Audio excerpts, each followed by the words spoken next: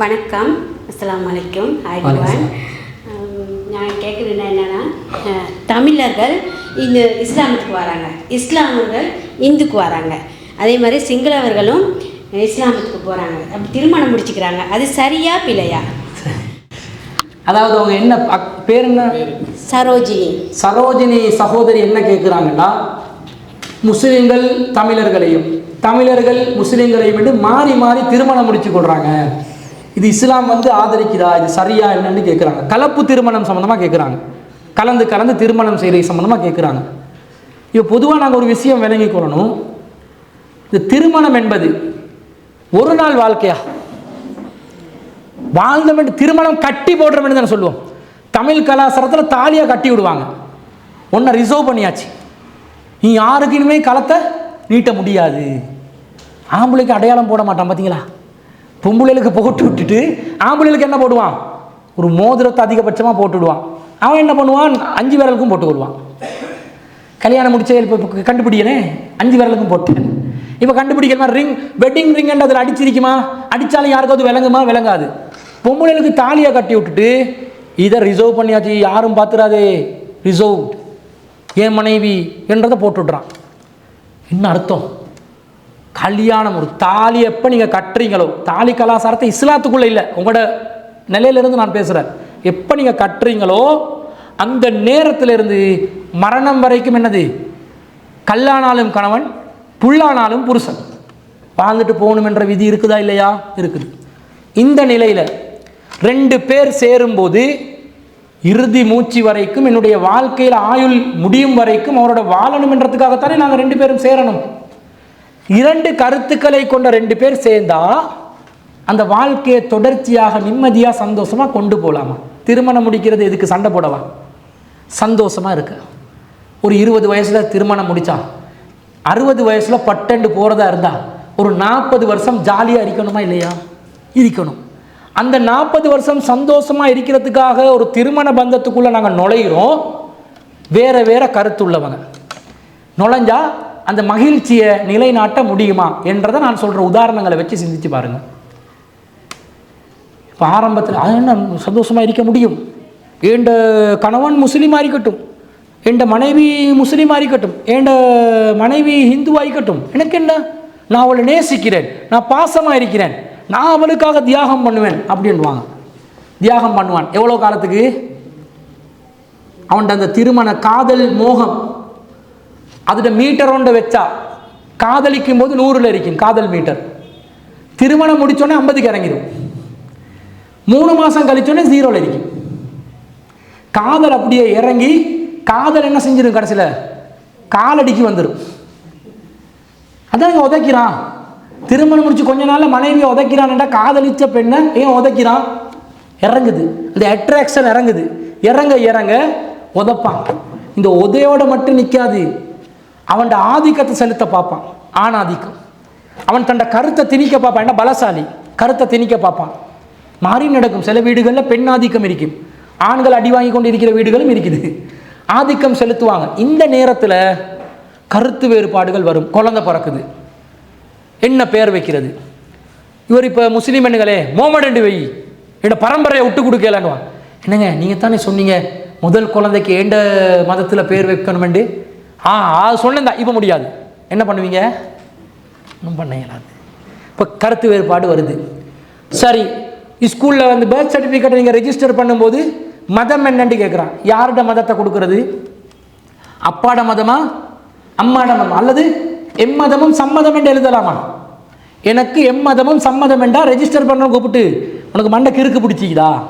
ஒரு மதத்தை சொல்லு, நான் மதத்துக்கு அப்பாற்பட்டவன், அல்லதுக்கு மதத்துக்கு டேஷ் போடுங்க. சரி, டேஷை போட்டு தந்துட்டான். எதில் வளர்ப்பீங்க? எந்த மதத்தில் ஒரு குழந்தைய வளர்ப்பீங்க? ஹிந்து மதத்தில் வளர்க்க போகிறீங்களா, இஸ்லாம் மதத்தில் வளர்க்க போகிறீங்களா, இஸ்லாம் மார்க்கம் படி வளர்க்க போகிறீங்களா? கருத்து வேறுபடும். தாய் ஹிந்துவாக இருக்கிறான், முருகன் சிவன் கோயிலுக்கு கூட்டி போகணும் என் குழந்தைய. தந்தை முஸ்லீமாக இருந்தால் அது முடியாது, பள்ளிக்கு தான் கொண்டு, பெரிய பள்ளிக்கு தான் கொண்டு போவேன். கருத்து வேறுபாடு. அதெல்லாம் விடுங்க. பெருநாள் வருது, ஹஜ்ஜு பெருநாள் வருது. இப்போ நாங்கள் மாடு அறுத்து பலியிடணும் ஹஜ்ஜு பெருநாளைக்கு.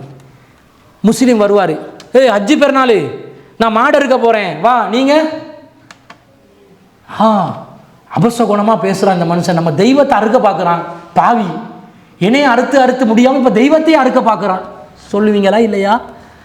இந்த கருத்து வேறுபாடுகள் வாழ்க்கையை தொடர்ச்சியாக கொண்டு செல்லுமா அல்லது இடைநிறுத்தம் செய்யுமா? செய்யும். இப்போ சாதாரணமாக ஒரு மாமிசம் உண்ணக்கூடிய ஒருத்தர், மாமிசம் உணவு இல்லாத சாதாரண மரக்கறி உணவுகளை உண்ணக்கூடிய ஒருவர் கூட ஒரு திருமண வாழ்க்கையில் இணைஞ்சா சரியா இருக்குமா? இருக்காது. நீங்கள் மீன் சாப்பிட்ற ஒருத்தராக இருந்து ஒரு ஐயரை வந்து கல்யாணம் முடிக்கலுமா?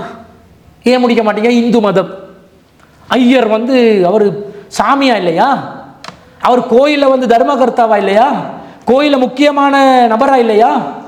ஒரு ஹிந்துவா இருந்து எனக்கே ஐயரை முடிக்க முடியாது? நீங்க மீன் சாப்பிடுவீங்க, அவரு அசடு எடுத்து போல், பிசாசு எடுத்து போலன்னு அவளை விரட்டி விட்டுருவார். சொல்லுவாரா இல்லையா? சொல்லுவார். ஒரே மதத்தில் ரெண்டு தரத்தில் இருந்து திருமணத்துக்கு இணைய முடியாம இருக்குது பாருங்க. அதை விடுங்க, ஒரே இனம், சிங்கள இனமா அல்லது தமிழ் இனமோ ஒரே இனம், அரசியல் பிரச்சனை இருந்தா நீங்க வந்து ரணில்ட ஆளு, கணவன் வந்து அனுரட ஆளு, நிம்மதியா ஒரு நாள் கலியுமா வீட்டில்? கலியாது. நிம்மதியா சந்தோஷமா இருமேண்டு கட்டிலுக்கு வந்தா அந்த கிழட்டு பயல் ரணில் இன்னும் அரசியல் விட்டு போக மாட்டேன் உங்களுக்கு கோபம் வரும். இவன் கிழட்டு பயல், அவன் தான் வந்து பொருளாதார நெருக்கடியில் வந்து இலங்கை நாட்டை கொண்டு வந்தான். எல்லாம் கள்ள பயல் என் அன்றரை கொண்டு வருவான் பாரு, கொண்டு வந்தான் உப்பை ஏற்றினானே விலைய. நீங்க சொல்லுங்க, அவன் சொல்லுவான் ஏன் உப்பு இப்ப பாரு மொத்த இலங்கைக்கு உப்பு கொண்டு வந்திருக்கிறது. இன்னைக்கு போட்டாங்க அறிவித்தல, இலங்கை முழுவதும் உப்பால நிறைச்சிக்கிற வேண்டாம். ஒரு அமைச்சர் வந்து இந்த உப்பு கொண்டு வந்து இறக்கிட்டார், ராஜா இறக்கிட்டார் பாரு. கருத்து வேறுபாடு கடைசியில் அடி உதையா மாறி இரண்டு கருத்துக்கள் இருக்கிற அரசியல் கருத்தில் உள்ளவங்களுக்கு திருமணத்தில் இணைய முடியலை. அதை விடுங்க. ஏழை வசதி, ஏழைக்கு வந்து வசதியான குடும்பத்தில் திருமணத்துக்கு வாக்குப்படுறது எட்டாத கனி தானே, எட்டாத கனியில் கொட்டாய் விடுறது தானே. அப்படியே அந்த பணக்கார வீட்டில் பெற்றோர்களை திருப்திப்படுத்தி ஏழை பெண்ணை அவன் பணக்கார ஆண் திருமணம் முடித்தாலும் மாமியார் நிம்மதியாக வாழ விடுவாளா? அந்த குடும்ப பாரம்பரியத்தையும் கௌரவத்தையும் காட்டி. அப்போ ஒரே கருத்தில், ஒரே இனத்தில், ஒரே மதத்தில் உள்ளவங்க கூட வேறுபட்ட நிலைப்பாடுகள்லேருந்து திருமணம் முடிக்கும் போது குடும்ப வாழ்க்கையில் நிம்மதியை இழக்கும் பொழுது இஸ்லாத்துக்கும் இஸ்லாம் அல்லாத மார்க்கங்களுக்கும் நிறைய வித்தியாசம் இருக்குது. நான் ஏற்கனவே சொன்னேன், இஸ்லாத்துக்கும் வேறு மதங்களுக்கும் இருக்கிற ஒற்றுமைகள் குறைவு, வேறுபாடுகள் கூட.